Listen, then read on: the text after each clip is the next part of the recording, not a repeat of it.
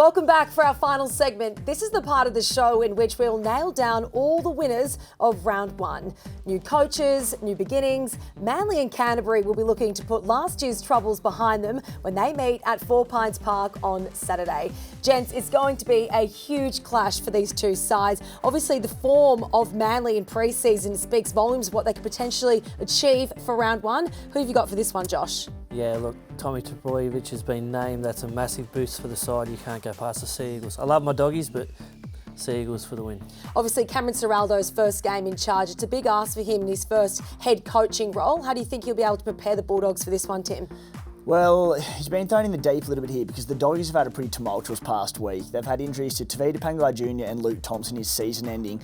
Chris Patalo, another key middle for them, who's highly regarded at the club, he's missing out, so they are really light on for middles. They've actually had to elevate a player, young Tanner, from outside the top 30 and get an exemption to play him in the squad. So they're going to be light through the middle, so it's good signs for Manly. It's new territory for Cameron Ciraldo as head coach. Anthony Seibold is in charge of the Manly Sea Eagles for the first time. How do you think he's going to have the boys ready for this one? I mean, he has the experience of being there in big games with the Broncos. Do you think that benefits Seibold for this clash? Yeah, definitely. I think he would have learned a lot from both his time at Southend at the Broncos, and especially coming into round one. You know, you want to have them firing round one, but knowing it's a long season. So they're playing at their home ground. They're hard to beat, at any stage. But you throw Tom Trbojevic there, I think it's Manly for the win. So is Turbo the key for them? I think so. Manly for all of you too, or both of you guys? Manly, but just quietly. A few people have gone cold a little bit on the Doggies from their second trial loss to the Sharks, and Matty Burton wasn't too much of a star. Word out of Doggies camp that he was pretty crook for that game. It was a bit of a trial run going through his paces, so Matty Burton to bounce back, but still with the Sea Eagles.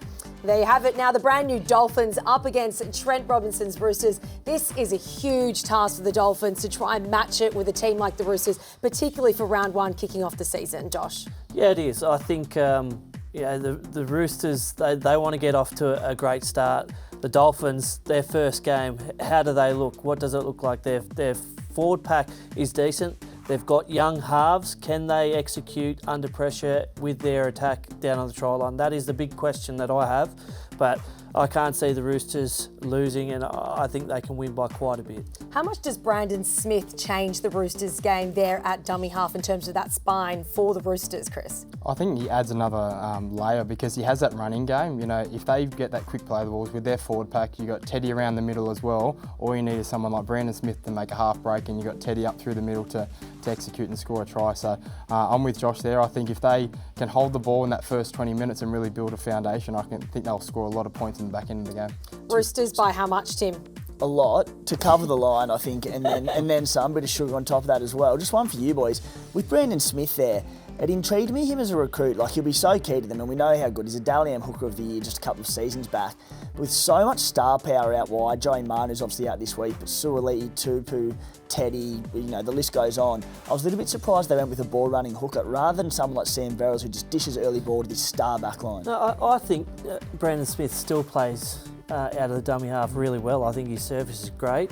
In seasons gone past, sometimes he looks a bit unfit, but I think he's in the best shape of his career, and he's got a bloke like Victor Radley who's just as mad as him, and them two teaming up together, ball playing through the middle, is only going to be a benefit to the Roosters. And I think you've lost Boy Cordner over the last few seasons. Jake Friend, Jared Waerea-Hargreaves is getting a bit older, playing less minutes, so you don't have as much seniority in that forward pack. So having someone there that's going to go forward is going to set up that opportunities for your outside backs. Also provide aggression as well. You need those players with aggression that can spark something with their defence and their attack, and he is one of those players. The Roosters were certainly up for it this weekend. Now, another team that is also obviously got a new number 9 is the fact the Tigers. They've got Api Coruscant there, and they take on the Titans at Leichhardt Oval on Sunday night. How key is Api Coruscant to sort of taking the Tigers to another level this year, Chris? Oh, he's massive. I think he's been one of, if not the best number 9 in the game for the last couple of years. He's shown what he's been able to do with the Panthers.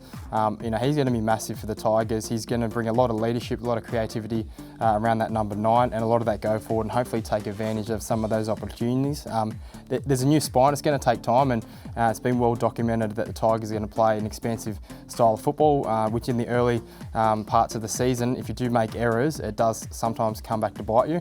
As long as they're really willing to back it up with their defence and stick to the process, I think it'll pay off in the long term. You've got the Tigers this one, Chris. Before we let you go, just quickly, Josh, Tigers or Titans? No, I've got the Titans. I think we saw a lot of points in the trials in Tigers matches. I think Kieran Foran and Sam Verrills being at the Titans, they're going to have plenty of attack. They've got Big Tino there and Fafita out wide. I just think that they're probably got more experience. The Tigers are still young, and you want to see that defence improve because, as you said, we've seen that they want to attack, but they've got to be able to defend first and stop tries. So I've gone for an upset at Leichhardt. Tim, Titans at the Tigers, just quickly. Narrowly the Titans. Oh, what an incredible start to the season we have in store. Strap yourselves in for one hell of a ride. Thanks to the panel, Josh, Chris and Tim. And thanks for joining us on Fox Sports Lab NRL. Make sure you subscribe below and follow us on socials. See you next week.